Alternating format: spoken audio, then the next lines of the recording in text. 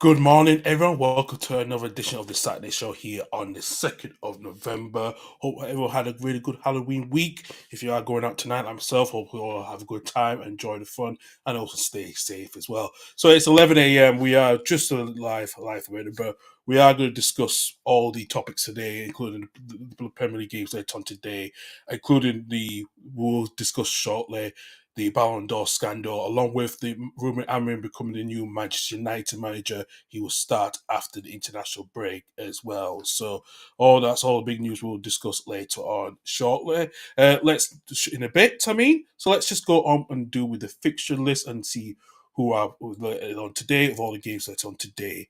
So at home, we've got the 12:30 kickoff between Newcastle against Arsenal. That will be on TNT Sports. Man City, with only having 13 players available, they face a trip away to Bournemouth. Leicester City away at Portman Road to face Ipswich Town. Liverpool at home to Brighton in the second game between these two teams within a week after the Carabao Cup win for Liverpool early on. West Ham with their getting a win against Man United last weekend. They're away at Nottingham Forest. Southampton still not have a win at the moment. They're at home to Everton. Crystal Palace face a 5:30 kickoff trip away to Wolves.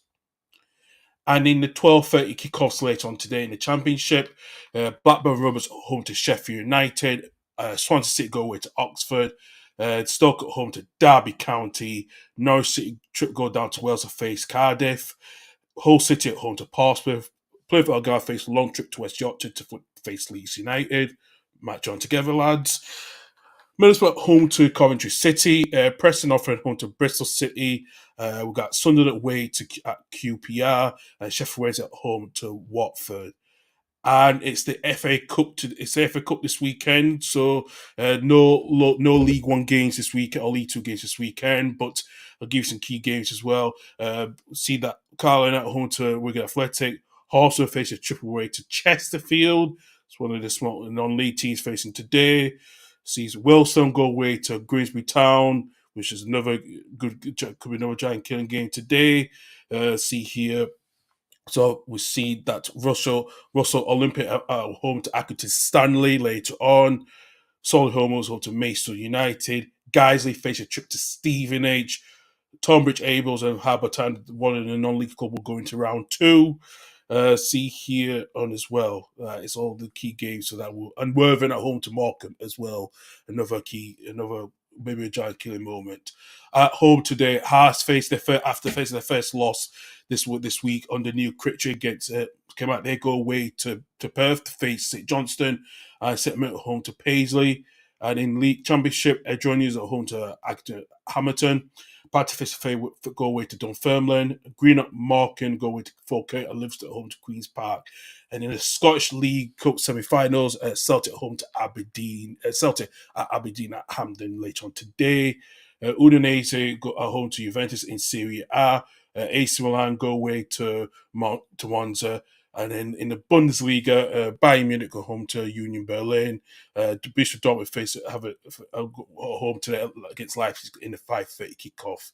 In League, PSG face Lyon at 4 o'clock, and also Strasbourg at home to Strasbourg.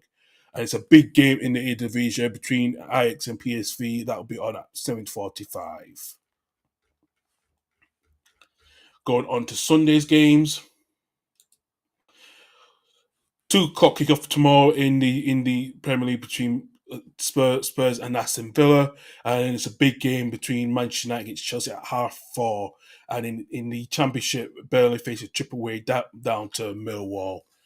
And also in the FA Cup round one Sunday fixtures, Sutton United against Birmingham City, Bournemouth against Leyton Orient, Cruising Ashton at home to Mansfield Town, and Harrogate against Wrexham. 2 games in the Scottish Premiership.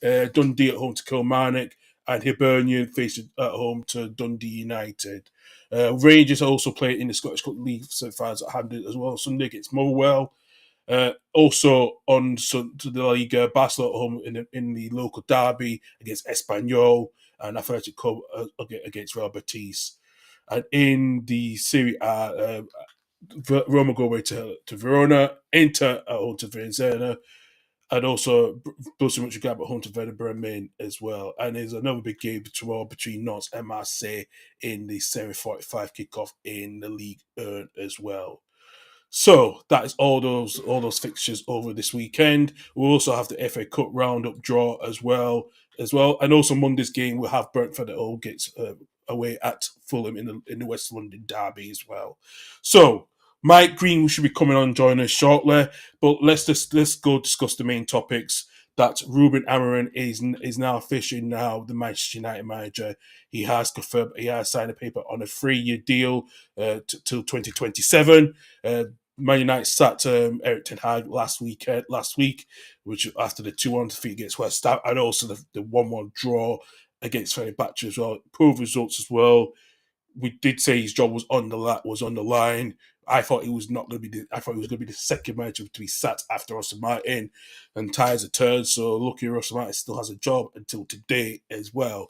But let's go dig down with the details, and hopefully Mike will join us and he will talk. We'll discuss about this as well. So just give me a second to get everything up.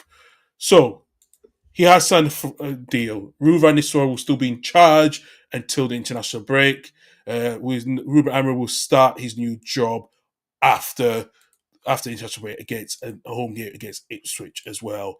He actually confirmed that he wanted to take the Man United job at the end of the season, but accepted the mid-season part he was being told was now or never. For what I've been told, Man United were look at Ruben Amorim, no other manager. Earlier in the summer, they did look at Thomas Tuchel and some of the other managers, before they gave Ten Hag a contract extension, which was a bit surprising, but the poor performances at the start has not come to surprise at all. So unfortunately, it was inevitable that his job was on the line as well. So he will move to Old Trafford on the 11th of November. He spoke his first after announcement. Man United did pay for these release clause. They paid a bit more than the release clause. So I think it's around about 8.8 million pounds, which is about over 10 euros. 10 million euros. So that deal got through. His coaching staff will come. So what do we have in store? He's going to play a 3-4-3 formation. Excuse me. And also the difficulty is he's going to have to make, especially with the wing back situation with injuries such as to Luke Shaw and vice versa. I think there's going to be a bit of a change with that as well. I think it needs to be now looking at what he's going to do throughout the season. He could have he was linked with a move to Man City because of his director of football Hugo Viana is going to be joining Man City next summer, but now he's decided to go the other way, so that means Man City will look at a different approach if Pep Guardiola leaves. So for him, this is going to be a good addition to the Premier League. He has got experience. He did play in the Portuguese national team alongside Cristiano Ronaldo. And some of the other current players as well. So this is a good appointment at the moment for all the clubs at the moment for him and for both for Sporting Lisbon as well. It's a shame that he's done a good job there. By Victor Verocas, who has been for fantastic form since he left Contra City and scoring multiple goals, and a lot of clubs will be looking at him next summer with his price tag. It's going to be interesting. But I think Man United needed to get this right approach. This is Ineos the right person, right option for Ineos. They knew that Ten Hag was not their first choice. No, not going to back him.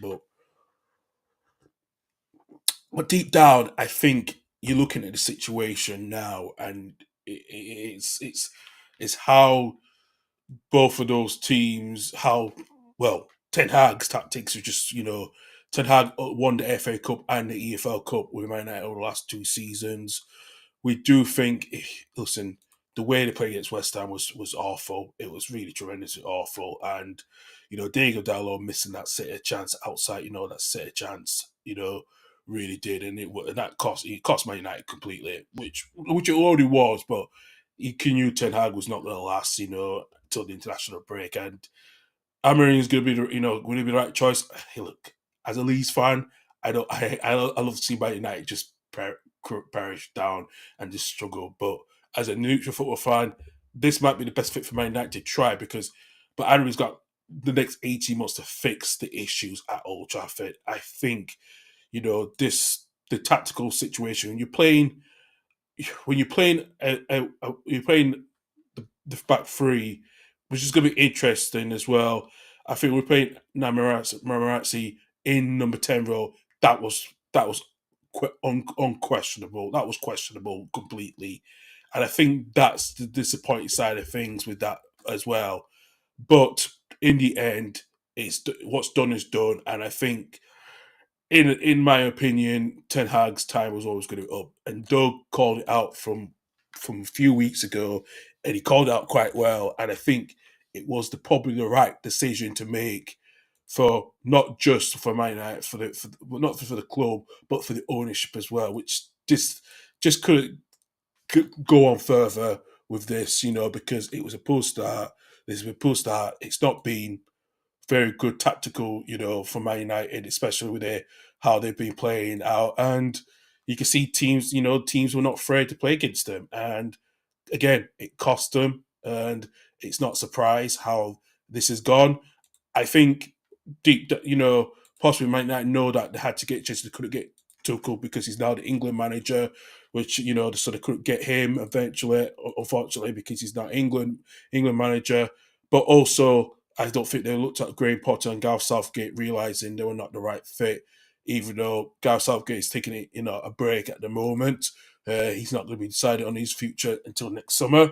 And then Graham Potter, after the job at Chelsea, I think it's going to be too much for him to manage again another big club at the moment, and his capacity. I think it's a lot for Man United to do, but they got the right man, and we'll hear from Mike Green shortly when he comes on, when he joins us, and he will just discuss about the appointment as well, and also and see where how his views on it as well. But let's go on to the other debate, which is the Ballon d'Or, the controversy of the Ballon d'Or.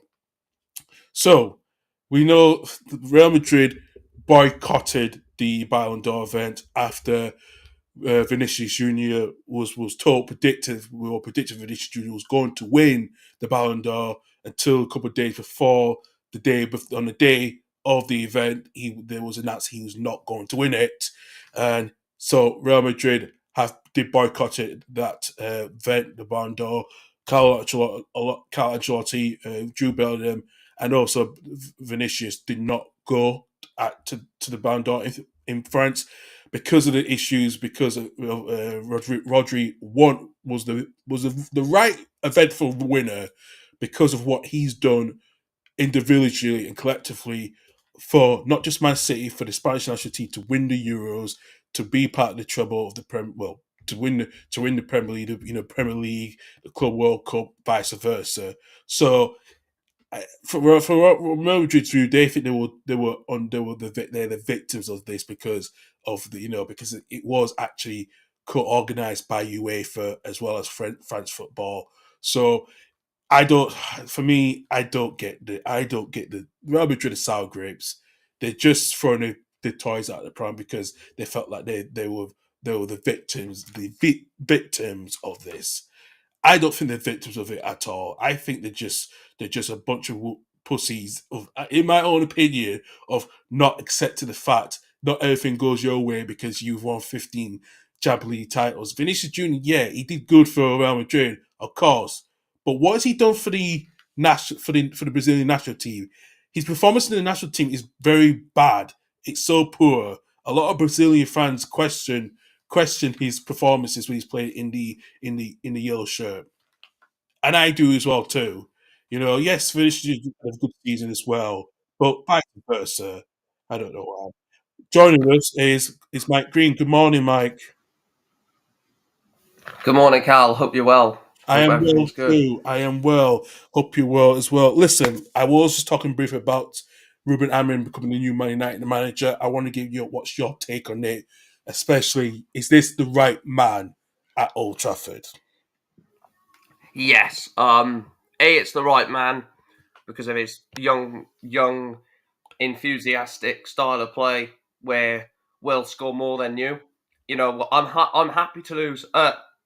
I'm happy to win 5-3, 4-2.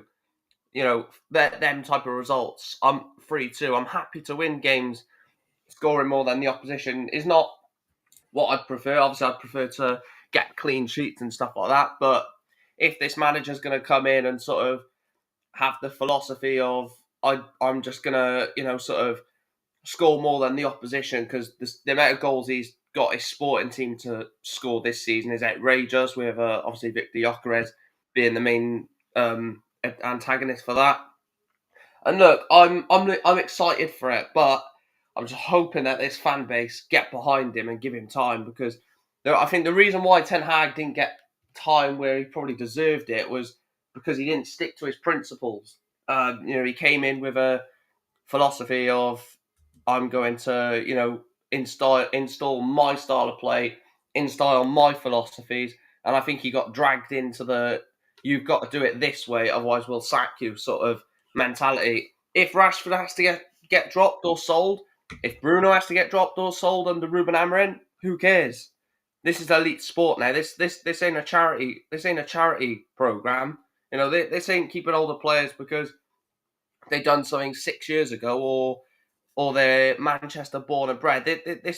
We actually want to win now because I'm fed up of going through managers like they're nothing. It's we've let two extremely successful managers in Jose Mourinho and Louis van Gaal fail here, and we've gone for the experienced coach in Mourinho and Van Gaal. We've gone for the club legend in Ollie. We've gone for the sort of the what's it called? The up and coming manager in Ten Hag with a lot of experience at a young age. Now we're doing it again with Ruben Amorim, and just got to give him time. Have to give him time. That's. If anyone says to me, "What's the one thing you hope for this Ruben Amorim era?" It's time. Absolutely, it's going to be time. As fortunate for Ten Hag, could you see that his time was up after the performance and the results over the last week as well? Can you see that was happening? Because it was not surprising, but it was surprising it's done before the international break. But do you think after everything with Ten Hag, the situation with within your delaying of deciding his future over the summer, giving his contract extension for what another year, he got the players that he wanted, but his tactics were questionable, letting people like Jadon Sancho, falling out with Jadon Sancho, questioning about playing Anthony a lot, and all the situation, vice versa. Was that in his? Do you think he should have dealt with it better privately than publicly? I think that, as I said, I think he just lost any sort of philosophies that he had at Ajax and at 20. I think as much as you want to blame him, which I'm happy to do till the cows come home, I'm happy to blame him for his tactics, his poor in-game management, his poor team selections, his poor dealing with certain players. I'm happy to talk about that all night because I will, because that they were major parts of what went wrong. But also let's look at some of those players because yet again they've managed to throw another manager under the bus. Yet again, Bruno Fernandes has thrown a manager under the bus. Yet again, Marcus Rashford has thrown another man under the bus. And the only reason why I'll pick those two out in particular is because they're the ones that everyone keeps saying to me, but they can do things. I'm fed up of they can do things on their day. So yes, I'll blame Eric Ten Hag, and there's a lot that he done wrong. Don't get me wrong, but there's certain things he done really well. He dealt with the Ronaldo situation well to deal with probably one of the biggest egos in world football the way he did, and the fact that it got wiped under the carpet 2-3 weeks after it happened. That's great management because what the players don't want to see is him treating Ronaldo differently. Because if something happened with, I don't know, Lindelof, no ego, no real personality for Lindelof, just does his job, gets it done, and that's it. So if he would have dealt with someone like Lindelof differently to Ronaldo, then questions would be asked like, is he just doing this because it's Ronaldo? Does he feel that sort of he's got to be different to certain types of egos? But yeah, it was always up. I think before we even started this season, Ineos wanted him gone. I think Ineos wanted him gone after the FA Cup final, but they just couldn't find a replacement. Absolutely, yeah. Looking at this what this expect potential line under Amorim, we expected to see Onana and go playing the back three of Delay, Yo, Martinez, Dallo, Origante, Manu, and Shaw on in the midfield. Well, Dallo, Shaw on the wing backs, and then Garnacho, Rashford, Holly. Is this the right tactic? Which means he's going to have to drop someone like Fernandez, to try to really, to fit those players in the right style. For me, I really like the 3-4-3 because it can be defensive when you're under the cosh, but it can be it's so quick to turn defense into attack in that formation because you've got the um, you've got the sort of the ability to use Shaw and Delo or whoever. By the way, I will just say this: I want us to bring Alvaro Fernandez back because we have got a buyback clause on Alvaro Fernandez, the left wing back Yeah, that's got currently at is he at Benfica now? he's at Benfica. Yeah, Yeah, yeah. I think it's 15 million quid. And if we're looking for a left wing back to fit this system, bring him back straight away. So if it is Shaw, we'll go with the squad that we have at the moment. If yeah. it But is you go with takeaway injured Shaw. That's the problem. yeah, this is what I mean. Apparently, Shaw will be fit for the game against Ipswich in Ruben Amorim's first game. But I look at the system and just think I'm fed up of managers having to try and force certain players into their starting 11 and changing their style because that starting 11, there's no way Bruno starts. You don't play him in the middle because Kobe Mainu is an absolute insane midfielder, and Yeah, Manuel Ugarte has worked under Amorim before at Sporting, and he knows the league. He knows he's starting to know the league. I think Manuel Ugarte. I know it's a bold shape, but he's probably one of the quickest players I've seen adapt to the Premier League in a long time. But he's not going to get his flaws because he's not a goal scorer. He's not going to get 30 assists a season. But how quickly he's adapted to the Premier League is mental. And like I said, he doesn't get in that two-man midfield of Ugarte and Mainu. And then if he goes to that 3-4-3 and we see Bruno Fernandes in those two attacking positions behind the striker, then I'm done because what's the point? Because that's not his position. And I don't even think that's a position for Rashford.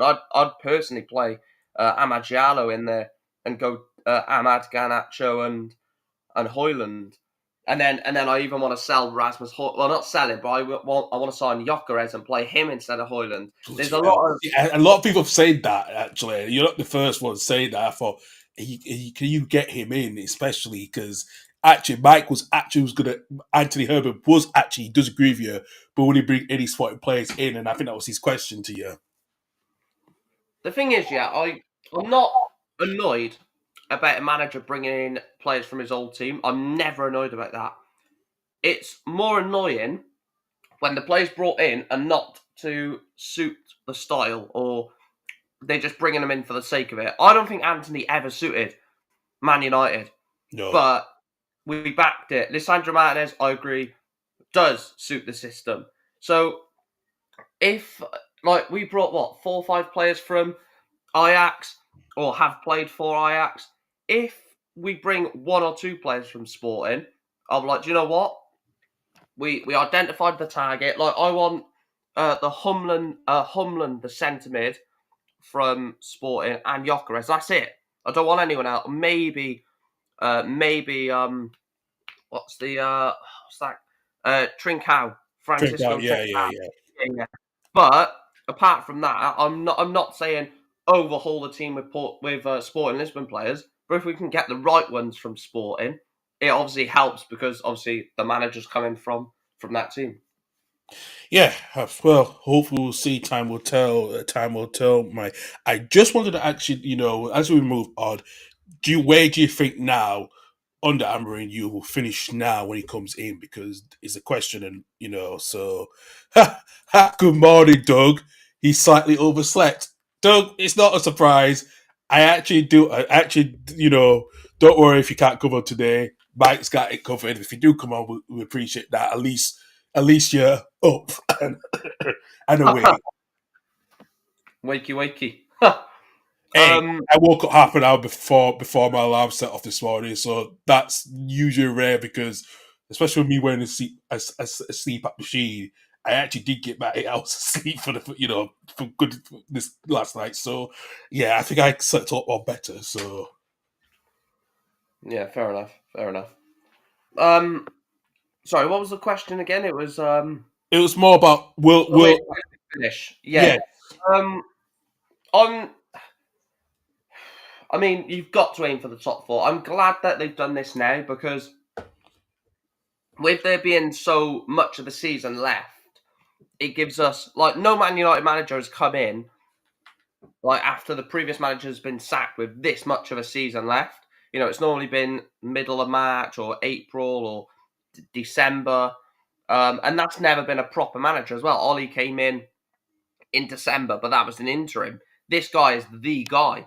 You know, he's got a 3-year contract and he's coming in November. So, you know, we're still in the Carabao Cup. He will get that Carabao Cup game away at Tottenham because it's in the middle of December, I think. He's yeah going to have the FA Cup. He's still going to have, 4 games in the Europa League? 5? No, 4. Yeah, because Rude will take over the PAOK game. So, 4 yes games in the Europa. And he's got, 20-odd Premier League games to try and get us into the top 4. All we've got to do is get behind Rude for these next 2 league games, the Europa League game, and then hopefully, he can get us a top 4 place. I mean, a lot of expectation on him, but rightly so. This is Manchester United. This ain't Stoke City or Brentford. No disrespect to any of those teams or Leeds. mm. I'm joking. I didn't I say. know. Don't worry. I knew where you were going with that one. I did anticipate you were going to say Leeds, so I was ready waiting. Yeah, I'm only joking. But yeah, like the expectations are high now, and for a manager who's done so well already in his short young career as a manager, yeah, it's gonna be interesting. It's gonna be interesting. I want us. I said on a podcast last night, top 4 and 1, maybe if not 2 trophies would be the perfect start to his Man United career. I think we could get top 4 if we actually do this properly now, and I think we could win 1, maybe even 2 cups. I'm generally that confident under Ruben Amorim. Wow, that is big confidence, mate. I never hear someone go with big confidence like that. Bloody hell, fair enough. We'll see how the season goes.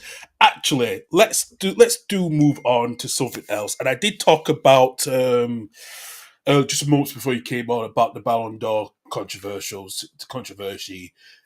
What's your take on this? Because I think Real Madrid will just throw their toys out of the pram because they didn't get the ways that they wanted.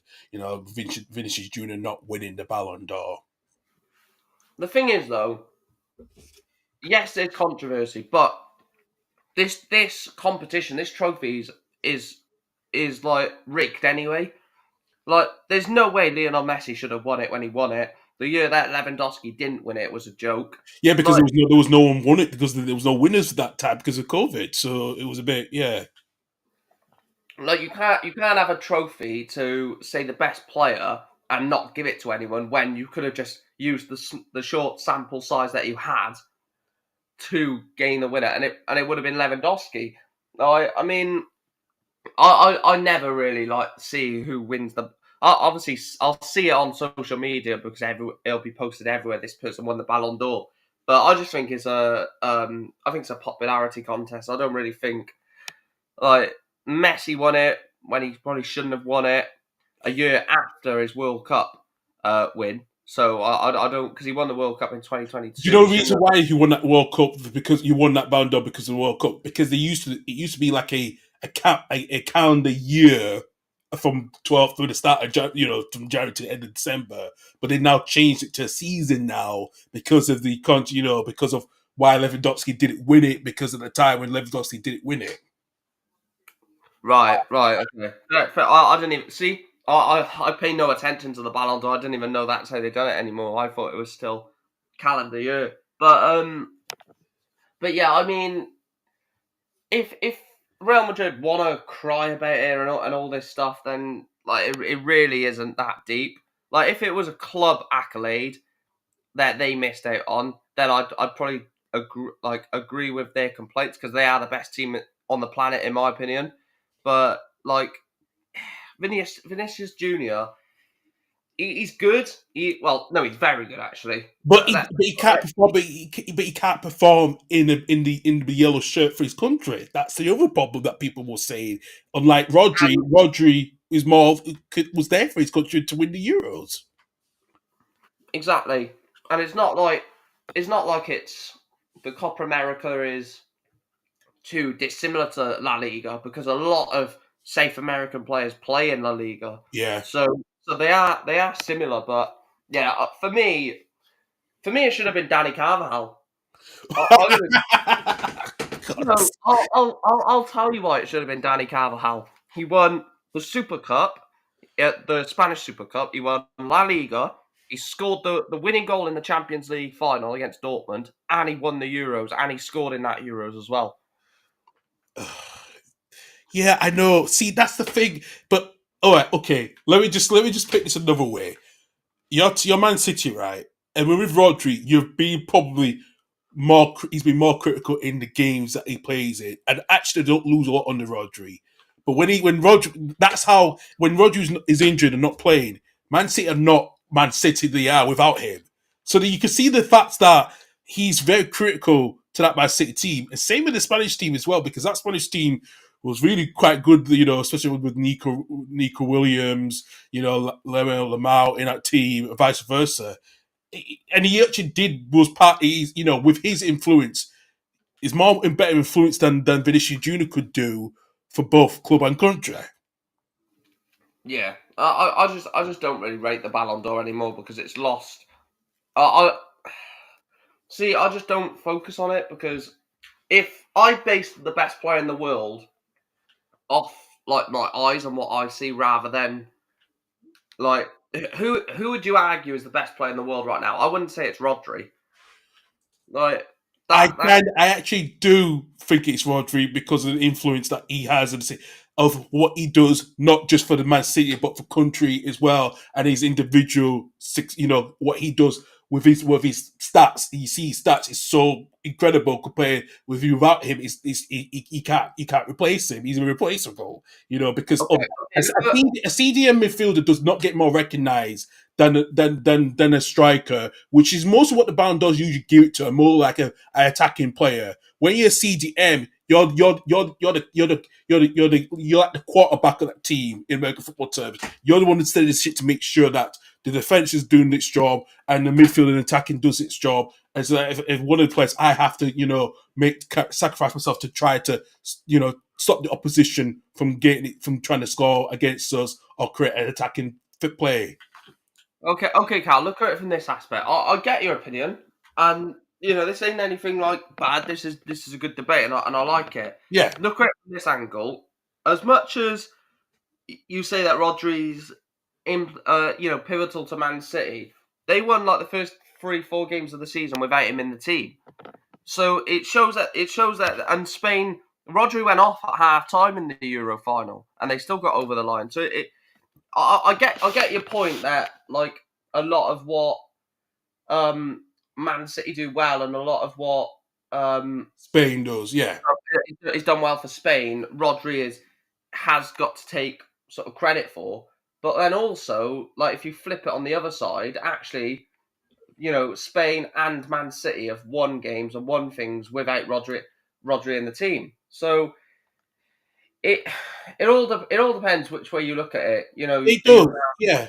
And Yeah. would you say that towards the end of the season, end of the season, if Man City don't win, there's a chance that, like you said, if Man City don't win because of Rodgers' injuries, he's out for the rest of the season. Can you look back thinking, okay, but GL, they're really bad without Rodgers? It's like what If we it said about Spurs. Well, it's like what we said about Spurs years ago. They're more better with Bale than they were without Bale. Yeah, like as much as I hate to be wrong because I just don't like being wrong. If it comes back to the end of the season and Rodri's omission from the Man City team is the reason why they don't go on and win the league, then fair enough. I'll hold my hands up and say I didn't think he was that pivotal, but I just don't believe that. I believe that Man City without him can still go on and win the Premier League because I don't really think anyone else is serious. I don't think Arsenal is serious. I don't think Arsenal give any threat to Man City. And as much as I, have a lot of good mates that are Liverpool fans, I don't think they're going to be anywhere near Man City. I think the title will be over by January. I think Man Yeah, City. but with Man City's got only 13 available players at the moment, first team players, because I did see one of the guys from Huddersfield who was on the Man City bench made his debut. He's from Deaton, actually, from not far from where my family lives. So he got his debut. So we see it, But the problem is Man City, because of their listen, the players, the star players, are got this quality. But when you have injuries, when you don't have a lot of first team players, in that squad, you do worry about that. How The can they problem, the cope with problem it? is the problem with Man City. The problem with Man City, or not the problem with Man City, but the thing that Man City have that no one else in this division has is that fear. You play Man City, and no matter what 11, like if they've got a 20 or 19-year-old striker who's come up through the academy, every single team, every single opposition is like, oh no, he could be world class because you've already got that feeling that anyone that plays for City is going to be world class. Where if that happens, if Liverpool played a 19-year-old kid that no one's heard of, and like he's starting a Premier League game, no one's going to be like, oh god, I actually have fear here because no one knows him. Whereas at Man City, you have that instant fear that whoever they select is going to cause you a problem all game. And I just think that overall, that's the reason why Man City keep winning things because everyone's scared. It's like what Man United were under Sir Alex Ferguson. When you're in that tunnel, you're like, we've lost the game anyway. There's no point. There's no point going out. We've lost the game in the tunnel because you're looking at Roy Keane, you're looking at Cantona, you're looking at Beckham, you're looking at Scholes. These players that are serial winners and will be out for blood to get those 3 points. And then you're like, oh, let's just take it easy today, lads. We'll probably get away with like a 3-0 loss, and then we'll try next week when we play Southampton or Crystal Palace or something. So I don't for 1 minute think that Man City have an issue with their squad or the size of their squad because they just know how to get the job done. They could have 11 players fit, senior players, and probably still win the Premier League. It is scary. It is scary, but it's the world we live in. Unless someone puts a stop to it, and I'm not talking about 115 because I'm fed up of talking about that. But it's pointless, Carl. It's pointless talking about it. Like if they were guilty, they would have been surely by now they would have been charged and had a punishment. So they must have not been guilty. So Well, we're still waiting for that verdict to come out in probably the next few weeks. Actually, we probably won't hear it till at least January is the latest to hear the outcome of the verdict. I guarantee you, right? It'll be done in February, so they have a chance to sign a CDM in the transfer window. I don't think they will. I don't think they will sign a CG. I know they've been talking about it, but I can't see Man City doing that because they will find ways, especially from like I said, from the academy, they will find ways to just cope with it or play someone in that inverted role because they got Gundogan as the only thing, but Gundogan might have to play false nine if Haaland can't play a lot of games because, like you said, but it is like you said, will the influence of Rodri will tip everything? We don't know. Time will tell. Probably after January, we'll see where things are because once the Champions League games is done, because we'll go into after the playoff games is done, we need to see where Man City is going to be after that, especially of the fitness of the players and vice versa, because that is going to be the critical part. Yeah, like I said, it's going to be so interesting to see what happens. I still think they're going to go for Zubamendi from Real Sociedad I in would, January. yeah. I listen with Liverpool missing him out over the summer. It will be kicking the teeth if Superman does go to Man City. And I think it could happen. I think there's a real possibility because I know he turned down. Yeah, Um, he turned down yeah, Liverpool. Yeah, yeah. But I mean, I'm not sure. It's going to be interesting. It is going to be interesting as well. If you was in charge of the Ballon d'Or, how would you change it? What would be your world of Ballon d'Or, of your version of Ballon d'Or should be? Um, the thing, um, I stumped you up there, didn't I? normally I have an answer for everything, but I would make sure that we all know what the requirement is to win the Ballon d'Or. For example, I know this wouldn't work, but you've got to win at least a trophy or at least two trophies and play a pivotal part in your team's trophy success for that season. So, for example, if we're talking about a team that won a trophy Yeah. this year for 23-24 season, Well, um, I have got the criteria on the Ballon d'Or, what oh, it is actually. So one is individual performances, decisive and impressive character, team performances and achievements, class and fair play. Those are the three main criterias. oh my god. And the fourth one that's probably in small print. If you've got a large, if you or your team has got a large social media following, then you can. Oh, That would not be a bad idea, actually. If you ever like, yeah, that would not be a bad idea. But the thing is, Rodri doesn't have social media. no, but So, Man City do. But Man why is City that do, you do? Yeah. and their social media is probably the best in the world. The thing is, yeah, like I don't I don't think that a lot of people. You know what they say online, um, and when people say online that they believe this, they I firmly believe this. I don't think that a lot of what everyone says they actually truly believe. Like I don't think a lot of people think that Vinicius Junior should have won it, but they're just so anti Man City that they're just pushing that narrative to say that Vinicius Junior should have won it. Like you could probably argue Haaland was in the question last season Season. and Yeah, 'cause I Rodri as think he well. was he in the top three last season, as I remember, because he was in the top three for what he. But this season he was in the top 10, but he was not in the top. He was not in the top three compared. It was Vinicius and Bellingham in that top three. So Oh, if Jude Bellingham ever gets the Ballon d'Or, I'm walking away from this sport. He's so, he's so overrated.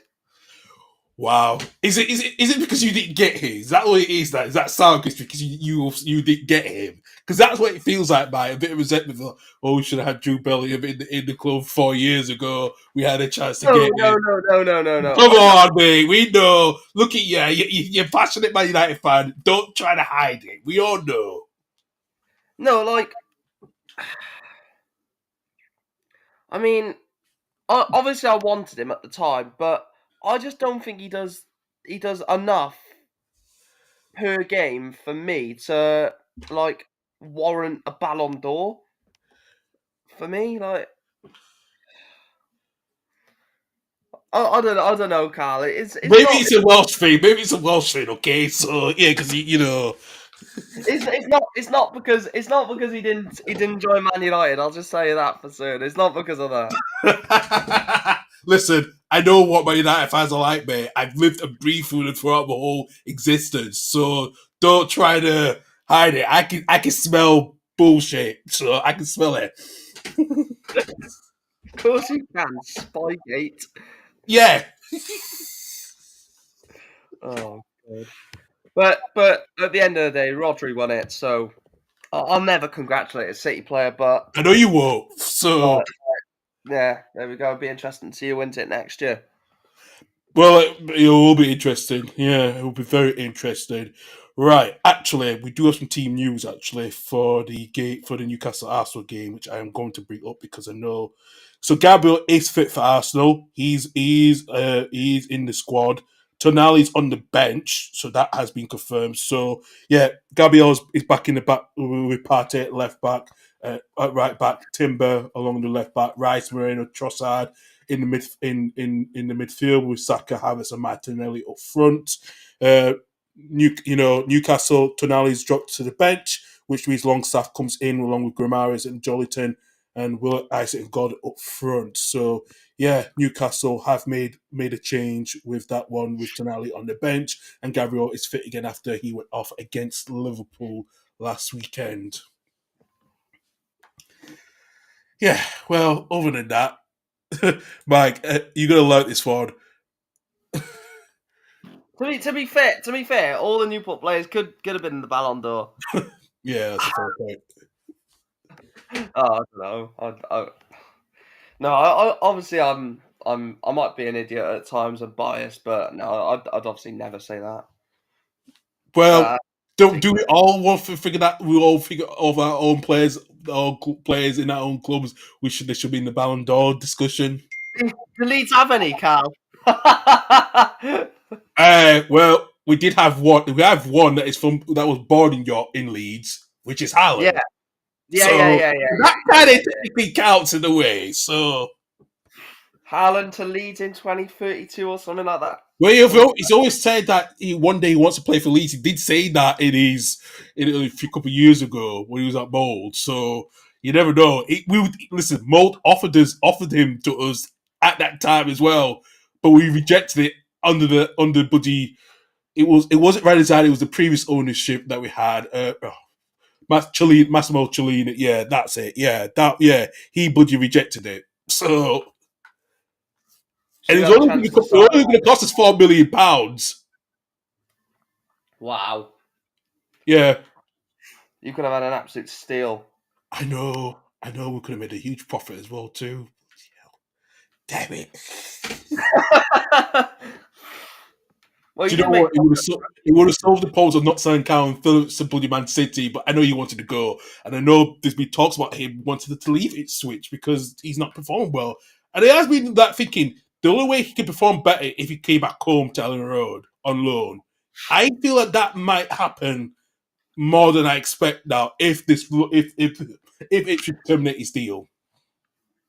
The thing is, yeah, with Calvin, all of post Leeds, he's just made mistake after mistake after mistake. Yeah, listen, I'm not going to criticize him because he was ambitious, and I can understand why he went to Man City. But I feel like it was the wrong tactic way to play under Pep, because Pep was trying to de-Bielsa him because how he's been playing a lot on the Bielsa, the way the physics, of all that, with Bielsa with the Bielsa ball and all that stuff. So Yeah, as a manager though, like you do look at, like Pep would have looked at how Phillips played under Bielsa he and has, yeah. would have used that to his advantage to try and get the best out of him. So that's only natural for a manager to do that. But it's just beautiful seeing Calvin Phillips fail. It really is, Cal. Shut it! I know you say that. I know you say that because because you listen. I know some of you Man United fans wanted him to come to Old Trafford, but Never. he promised his late granny said I would never play for Man United. It would never happen because the family hates Man United. For I do know that. So I'm glad he never chose to sign for us. I'm glad. I don't want a Leeds born and bred player you playing had for us. Alan Smith. You had Alan Smith. Just remember that name. Yeah, but But nothing. Even I remember he promises. Even when you was probably a young boy, a young little baby, you were growing up at the time when we got relegated in 2004. But he did say, "I would never sign for Man United." And what happened? He went to Manchester United. Callum, not Callum. What am I about? Cal, football's changed. That's my excuse. Football's changed. Yeah, that's what. Yeah, because I'm a bloody millennial. I remember the time growing up with proper football. Okay, so just be on that counterproductive side of things. Loyalty was supposed to be a part of thing years ago, but it's not anymore now. But yeah, until Alex Smith broke the camel's back, that's why we always called him Judas from day one when he went to Old Trafford. Yeah. This is the thing. This is why Leeds fans are like. No, I'm joking. I'll leave it there. You saying Leeds fans? What are you saying? What are you saying? Leeds team as well too. No, like honestly, like when you break it down, it is something that you don't do. Same as when Figo left Barcelona to join Real Madrid. that's just like an unwritten rule that you don't. Of course it is, yeah. So, because I don't know if you know this, but Luis Figo, I uh, do. I remember the whole thing. I know. in an interview the other day, he said that, or the other week or the other month, might have been the other year, he said, "I'm never ever welcome back." He did, you know, he has said that. Wait there 2 seconds. Wait there 2 seconds. Yeah. You know, he has said that, and I'm not gonna lie, that it's true. He has said that he's never been welcome back to Barcelona. It's not after what happened with that. So yeah, that's true, Anthony. Yeah, that is so true. So true. Sorry Doug, about that. glad to hear that Pep pass me the silver lens. Yeah, yeah, I know. Listen, it is what it is, and I'm gonna be brutally honest with that one. But in a way, oh, Mike, you are back. Hopefully, we can get you unmuted. So I have sent the mute request back to you. But in a way, There you go. I do agree. It's just, and Doug's right. Every team has injuries, and they certainly do. They really do. But going back to what he said, about what Mike said, he's right about Luis Figo. When Luis Figo went, he's never welcome back to Barcelona. Not in ever. I don't think he's been anywhere near since he retired. So it's No, probably a they good thing could. he's They not would have back. Mike, hopefully you'll mute yourself because I have sent you the mute request. So yeah. Can you hear me now, Cal? Can you hear me? Hopefully we'll get you back on, Mike. Hopefully you press the mute button. It should be down on your where all the options are if you can find it. But yeah, in a way, I don't listen. I just think deep down at the moment, like what Doug said, Pep's got loads of injuries. He's got loads of injuries. Is that better? Hold on. I'll set this on mute request then. Yes, you are, Mike. I'll just Is it done now? hold on.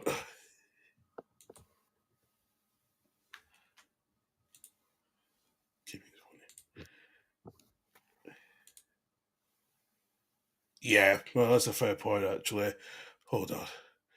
I hope we'll get Mike back on as well. Mike, if you could press the mute button below where our screen is. All right, you will refresh then. Yeah, that's fine. I'll hope. Yeah, he'll come back on. But yeah, in a way, it's just. In a way, he's a world class player, but he needs to be fair with the ball to score. Yeah, that's a really good fair point, Anthony. It's not what Roy Keane said. He's a League Two player. That he said months ago. So yeah, right, we got you back on. Apologies. I don't know what the bloody hell happened there, mate. No, I did mute you, and I tried to unmute you when you were trying to come back. So yeah, No, it's fine.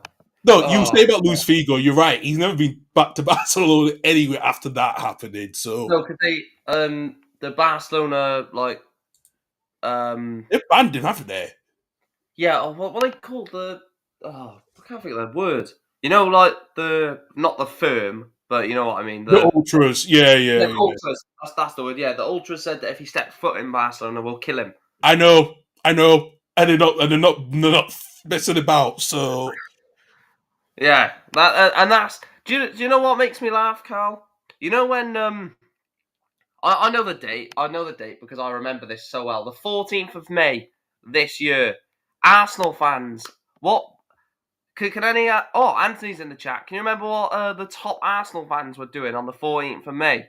There was a certain team playing a certain team on a nighttime kickoff on the 14th of May, and all these Arsenal fans went on to support their biggest rival Tottenham when they played Man City. oh yeah. Do you think, on honest question, I know you don't like Galatasaray, so I won't use that one. Don't even try to go there with that one. Yeah. So I won't use that. Could you ever see Sparta. No, could you ever see Red Star Belgrade wanting Partizan Belgrade to win so they win the title? Would No, no, they would never ever support their rivals. Never in a million years. Steaua Bucharest and what's the other Bucharest team? I can't think. yeah, But I think there's a similar name with that one as well. Because there's like yeah, two clubs. Yeah, there's two clubs for the start. Yeah, I know FC. Yeah, I know. I've heard about that. but Yeah, would those two Bucharest teams support each other to help each other win the league? Would River Plate support Boca Juniors no, to win the Argentinian league? no, So I don't get why Arsenal were literally cheering on Tottenham. And funny enough, the Tottenham fans in that ground cheered Man City's goal. As soon as that goal went in for Man City, the whole ground was cheering because I know. Tottenham didn't want to win the game. I mean, that just shows you what the mentality of Tottenham, by the way. Because if they would have beat Man City that day, they would have got top four. That's true. Yeah, But yeah, that just made me laugh. The fact that football, as much as people say football's tribal, it's not these days because rivals are cheering on their rival. Teams are cheering on their rivals. Yeah, exactly, Anthony. thank you, Anthony. Yeah, Weird. It's weird. It's odd. Actually, it's beyond odd. It's it's strange. way beyond odd. Yeah, Like, there's no way if I said to you, Man United and Man City were in a title, or Man United, because I don't really count Man City as a rival that much. Man United and Liverpool were in a title race. We had 2 games left. They had 3 games left. If they beat Southampton, or if Man City, if Man City had to play Liverpool, and if Man City won, Liverpool basically handed us the title. There's no way on this earth I'd be like, come on, Man City, cheering on Man City. I'll be like, look, if Man City win, we have a chance of winning the title. If Liverpool win and we don't win the title, then it's down to us. It's not down to other teams.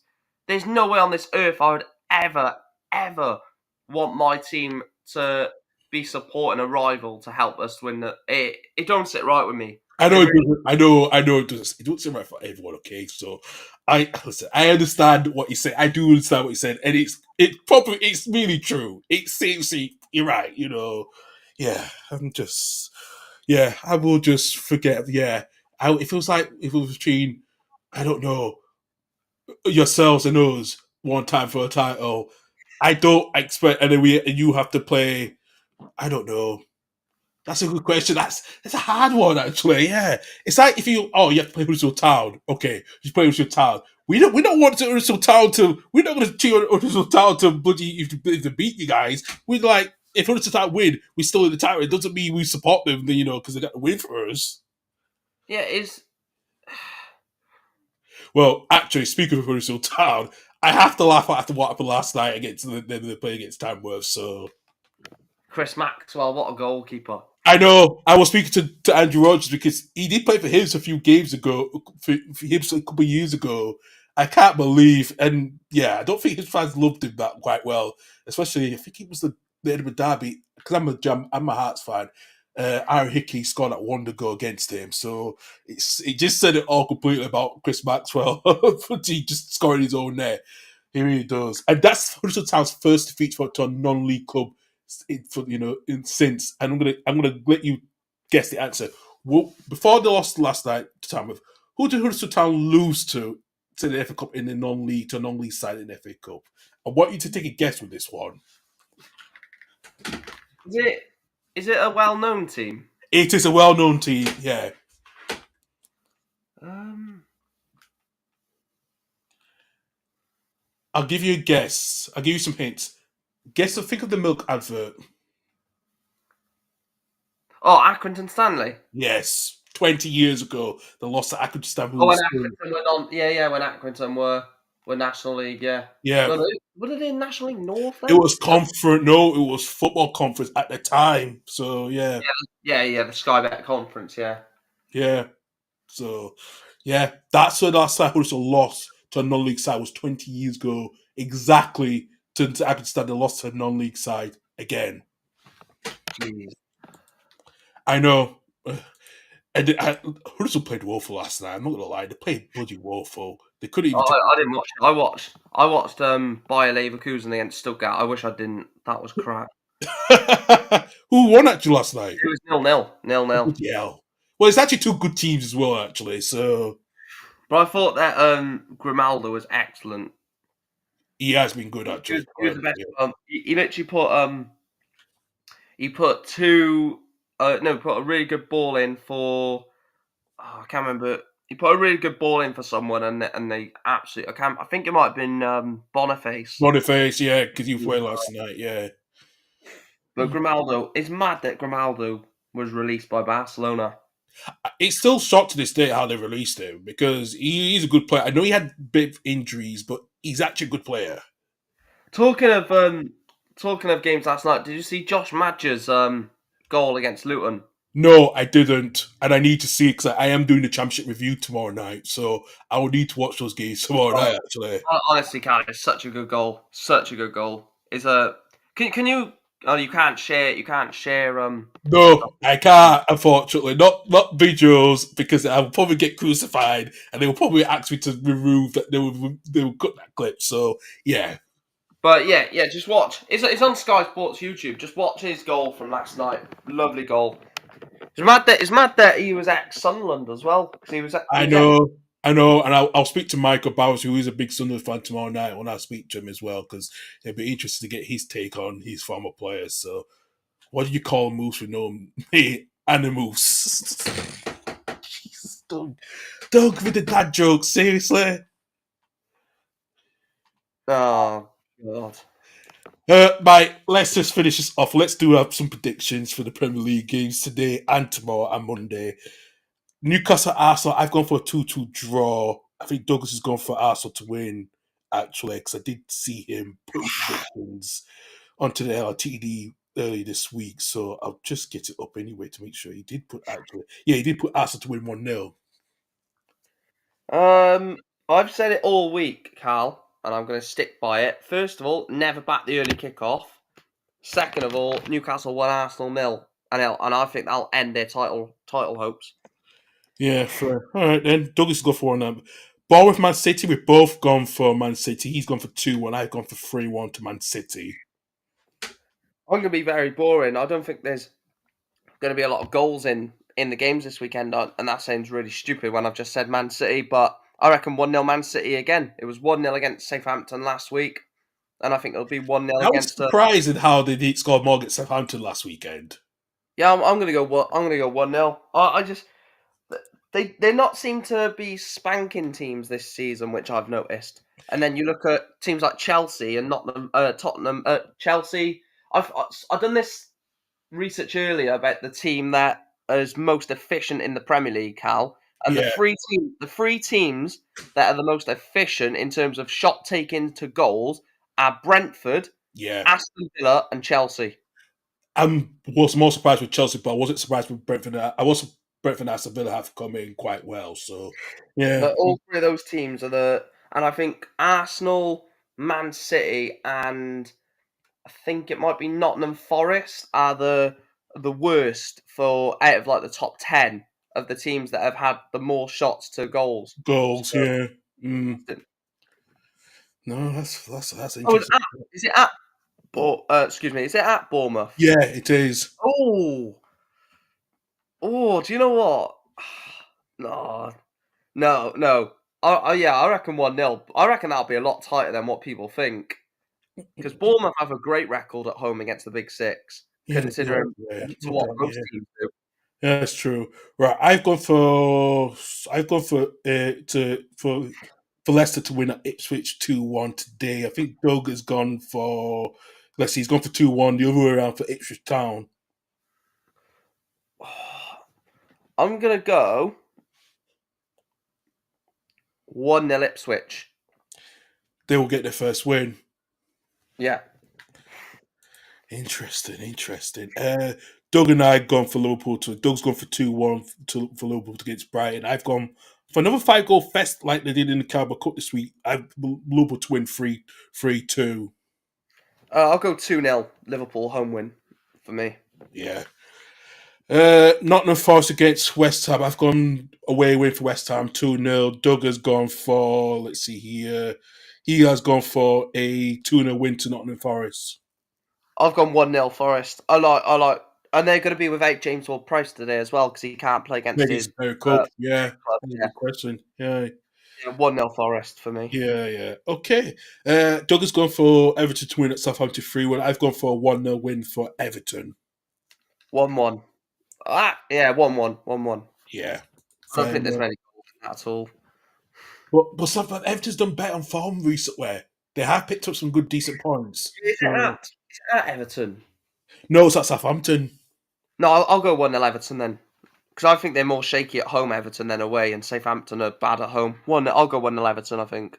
Yeah, Anthony's gone for Of course, 2-1. of course, Anthony's going to go Southampton. That's his other team, Yeah, along with Bristol City and yeah, Arsenal no. and He, Rovers. hey, he's lucky that he got a draw against us last weekend at Ashton Gate because, I think I Leeds played a little bit better. But I Leeds were the think better team. Leeds were better last week, but they couldn't get scored. But I think Bristol City defended quite well. I'm not gonna lie. So Yeah, yeah, I think Leeds were all over Bristol City last week, and that's a good point though for Bristol City. I'm it not is, even doing especially with Liam Manning coming back from after the bereavement. So it was a good turnout. So yeah. Yeah, I'm not just going to do it just because Anthony's in the chat, but to get a home draw against a team like Leeds is a really good result. Play It to is them. actually. Yeah, it is. It is. I've gone for a 2-2 draw between Spurs and Villa for tomorrow. And Doug has gone for, I think he's gone with a 2-1 to Villa tomorrow at Spurs. I'm going to go with the same 2-1 Villa. Yeah. I'm going Doug's to gone for Man United to lose against Chelsea tomorrow at Old Trafford 2-1. I've gone for a 2-2 draw. I've gone 1-0 win, home win. Fair. And then Fulham gets Brentford. I've gone for 2-0 to Fulham at Craven Cottage against Brentford on Monday. I think Doug's done the same as well. No, he's gone for 3-2 to Fulham. I've gone 6-goal thriller in a West London derby. I'm going to go 4-2 win for Brentford. Do you know what? I'm really surprised how Brentford started well this season. I really, especially the scored the goals in the first 3 minutes. Yeah, I think there'll be goals galore. Yeah. Shut up, Anthony. Shut up, Anthony. He's just done that because I said there's going to be 6-goal thriller. Shut up, Anthony. Stop it. Oh God, No, Mike. nothing. I know, Mike. Pleasure always. Thanks for joining me today. I appreciate that. I know everyone can find you at Mike Green on YouTube. I will put your channel on in the description for everyone to follow as well. How will Newport do well today? Are they playing today, aren't they? Yeah, so Peterborough United at home in the FA Cup, League One. Peterborough, who actually haven't started the season as well as what they normally do. No, they haven't. Mid table in League One. We're mid table in League Two. It's the FA Cup, isn't it? It's the magic of the cup. Yeah. Stop it, Anthony. Stop it. Is the magic of the FA Cup, and it's at home. I think we'll win 1-0 and get into the second round and hopefully take on Leeds United at Rodney Parade like we did in 2017, 2018, Carl. I know. I remember it too vividly. Yeah. Who scored your goal for? Oh, It was was it? Sides. It was Samuel Sides, as I remember, because he was. It was yeah. You have that that striker Jay. Is it Jay Rott or Jay? What was his name? The 6 foot striker. I think he was Dutch. Jay Yeah, I remember Jay Gro. Yeah, I remember the. I know you. Yeah, I Jay remember. Grot or something. Yeah, I Yeah. remember. Yeah, I know. We all thought it was going to turn out to be good, but it didn't really anyway. And I think he's not had a good, decent career after us anyway. For what I've seen, for what the stats I've seen actually. So I do. It was Jay. Is that Jay Grot or something like that? I do remember the I vivid. just want to have a look just quickly before you look. Yeah, I do remember something about that. Yeah. Jay Yeah, J Roy Grot, Roy Grot, that was it. Yeah. currently playing in the South Korean league. Yeah, I didn't expect that No, downfall. Yeah. sorry, the Japanese league, the same league that Jesse Lingard's in. No, Jesse Oh, Lingard's no. in South Korea. Is the J League in? Is the J League? Japan. Oh, yeah. So he's in the for Kashiwa Reysol. Yeah. No, yeah. I do remember for J. Ray Grant, man, because we signed him on a 4-year deal, but I He's think he. only Carl. He's only 26. I know that's surprising. I thought he was a little bit older than that. Wow. Yeah. Fair. Jesus. I He's know been. Yeah. That's mad. That's mental. Actually. it is 20. mental. He's mental indeed. Mike, appreciate it. Thanks for joining me. Hopefully we'll No hopefully worries. see you in the chats next weekend. But I am back on tomorrow night at 8 o'clock to do the championship review with Annie and Michael as usual tomorrow night 8 o'clock as well, because yeah, there's some huge games on today, especially for Leeds at home to Plymouth later on today. But also last night's game between Luton and West Brom. We'll talk more about that and discuss as well. Along with all the big games later on between Blackburn and Sheffield United if in the top of the table clash as well. But yeah, terrific as well. We'll see you guys at the same time next week. I might. There's a message for you. Good show, lads. Newport. Who are they? The team that will be in the second round of the FA Cup at 5 o'clock. Fingers crossed. Fingers crossed. No. Don't We jinx that one, because if you do, I will type in the message and say, "What did you say earlier on?" I won't be on the show next week if we get knocked out of the FA Cup I know you won't there. I'll just think of you thinking, oh, Mike would have enjoyed this, just a little roasting that I'm going to give him if Newport don't beat Peterborough.